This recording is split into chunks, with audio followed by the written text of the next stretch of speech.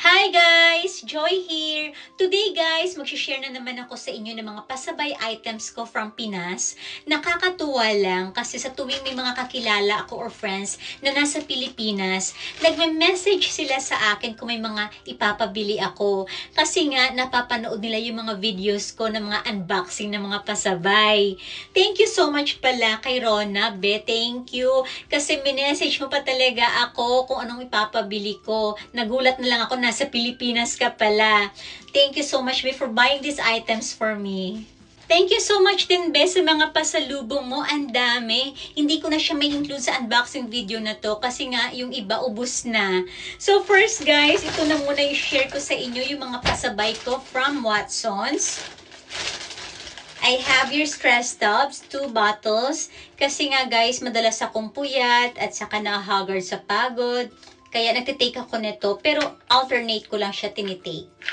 And then, new addition to my skincare. This is from Lux Organics. Ito yung kanilang retinol plus bactochol botox lifting moisturizer. Tamang-tama, ubos na kasi yung moisturizer ko. And another new addition to my skincare. Still from Lux Organics. Hiyang kasi ako guys sa mga products ng Lux Organics. So this is their Power Glow Vitamin C Drip Moisturizer. I also have here 2. And last but not the least from Watsons, this is my Snail White Anti-Aging Day Cream. Wala kasi makita si Rona na sa tube, kaya yung sa sachets na lang yung binili niya. Yung isang sachet guys, 7 ml. Pag tube naman, ganito siya, 30 ml. Super recommended ko to guys kasi may SPF 30 na siya. Next guys na item na i-share ko sa inyo is sunscreen siya na may SPF 30 PA++++. Kung nanonood ka ng vlogs ko, lagi ako nagtitake nito morning and night time. Itong Lux Skin Beauty Tox Glutathione at saka yung Booster C plus C. And this is their Silicone Sunscreen Gel Ecran Deluxe SPF 30 PA++++ yan guys. Ayan, so isang brand sila. Products of Miss Ana Magkawas.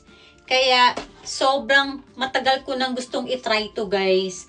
So 6 pieces talaga yung in-order ko nito. So na-convince ko si Rona na itry niya yung sunscreen na to, kaya hati kami. Medyo pricey lang guys yung isa nito, pero worth it. Ang daming magagandang review sa sunscreen na to. And lastly, I have your Maggi Sabor Liquid Seasoning Chili Mansi flavor. I have here 3. Thank you so much, Rona. And guys, thank you so much for watching this video. Till the next one. God bless. See ya!